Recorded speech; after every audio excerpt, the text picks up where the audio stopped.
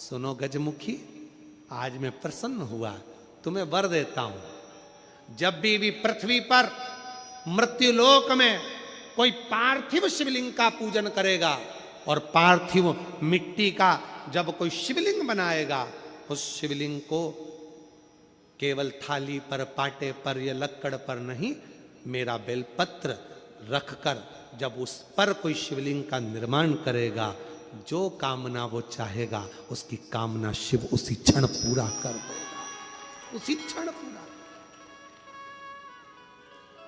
आप में से कितने लोग हैं जो पार्थिव लिंग का निर्माण करते हैं? हाथ उठाओ। करते हो सब? वैसे नहीं करते होगे तो सावन में अपन लोग सब मिलके ही करते हैं। काय में बनाते हो? पात्र में। पात्र के अंदर जब शिवलिंग का निर्माण करते हो तो सबसे पहले नीचे एक बेलपत्र रखा, रखते हो?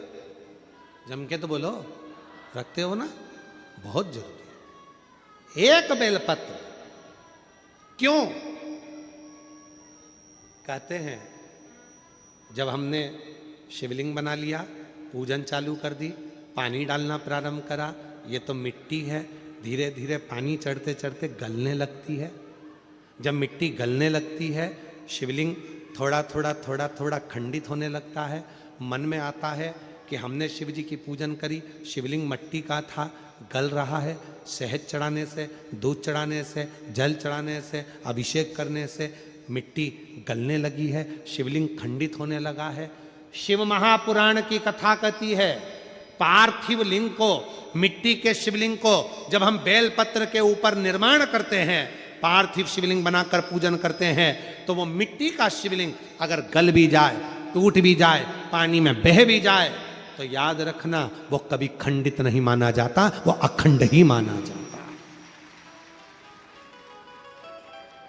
जब तक आपकी पूजन चलेगी तब तक वो अखंड ही माना जाएगा, जब तक उसका विसर्जन नहीं होगा। उसकी विसर्जन नहीं होगा तब तक वो अखंड कहलाएगा, अखंड। अब कई लोग कहते हैं गुरुजी वो पानी में हमने रखे वो पानी चढ़ाते ना, वो उसमें छेद हो जाता है, वो पूरा गल जाता। गलने दो ना, बेलपत्री पर है ना, बेलपत्र पर है ना, तो क्या चिंता? अखंड है, अखंड। कितना सुंदर कहा है शिव महापुराण के अंदर। गजमुखी का चरित्र यदि पढ़ेंगे तो गजमुखी के चरित्र में वर्णन आता है, यदि मन के आनंद के लिए आपको अगर शिवजी पर बेलपत्र चढ़ाना है तो पहले जल चढ़ाएंगे, जल के बाद हम बेलपत्र चढ़ाते हैं। बोलो चढ़ाते कि नहीं चढ़ाते? पर जब कोई व्यक्ति बीमार पड़ गया, रोग से ग्रसित हो गया, बहुत बड़ा उसके साथ में दुख आकर खड़ा हो गया, बहुत बड़ी तकलीफ में वो घिर गया, कोई एक्सीडेंट हो गया, कोई तकलीफ में पड़ गया है, बहुत ज्यादा तकलीफ में आ गया, तो क्या करा जाता है? फिर पहले जल नहीं, पहले चढ़ता है बेलपत्र, उसके बाद चढ़ता है जल। क्यों?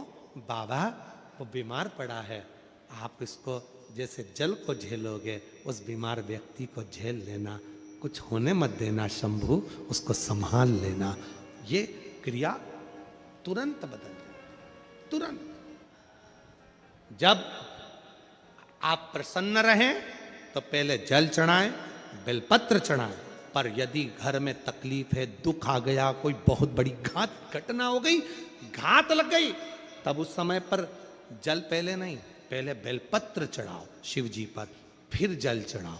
जब आप बेलपत्र चढ़ाएंगे उसके बाद जल चढ़ाएंगे तो वो बेलपत्र आपके घर में जो तकलीफ है, कोई हॉस्पिटल में पड़ा है, दुखी है, उसको वो झेल लेता है, फिर उसको भटकने नहीं देगा। बाबा उसको ठीक कराकर भेज ही देगा अपने घर की ओर, उसको संभाल लेगा, संभाल। विश्वास की पूर्णता, भरोसे की पूर्णता शिव कथा कह रही है। भगवान शंकर का पवित्र चरित्र कह रहा है।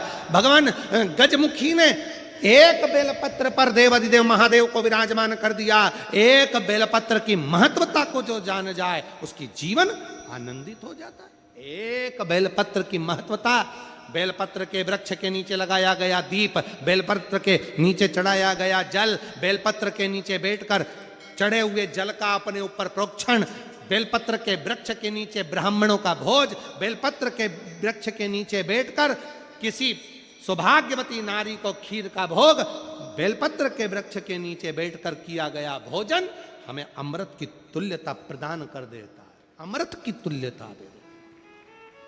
इसीलिए कुबेरेश्वर धाम पर आने वाले, सीहोर कुबेर भंडारी के दरवाजे पर आने वाले जितने शिव भक्त होते हैं, जहां पीछे की ओर बेलपत्र की वाटिका है, जहां पर 11-21 पेड़ बेलपत्र के बहुत आनंद के साथ लगे हैं, उसके नजदीक में बैठकर लोग अपना भोजन बड़े भाव से ग्रहण करते हैं, भाव से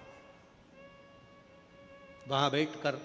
हाँ, ये जरूर है कि अभी कुबेरेश्वर धाम पर थोड़ा काम चल रहा है, तो बट वृक्ष के उधर भी काम चल रहा है और साथ में जहाँ बेल वाटिका है वहाँ भी काम चल रहा है, तो लोग कम पहुँच पाते।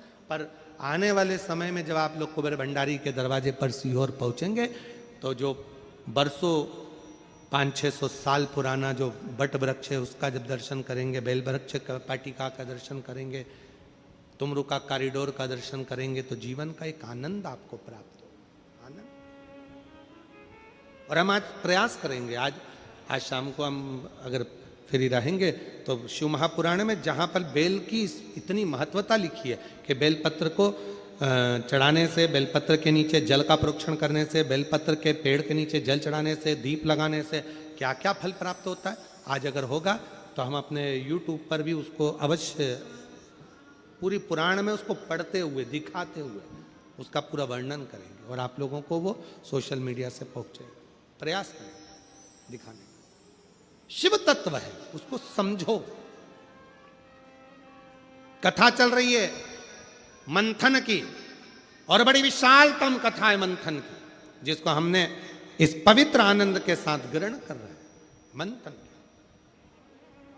और ये कथा आगे, इसमें बहुत सारा वर्णन है इस मंथन की कथा में, समय की सीमा है पर कथा की थोड़ी ना सीमा है, तो उसको हम प्रयास करेंगे। अभी देवराज नाम के ब्राह्मण का प्रसंग लेते हैं, और ये जो मंथन का प्रसंग है इसको कल इसको पुनः लिया जाएगा, और इसमें 3 तरह के पुष्प का जो वर्णन है इस मंथन के प्रसंग में। नारी के गर्भाशय में जो गांठ हो जाती है, वो गर्भाशय की गांठ समाप्त कैसे करी जाए,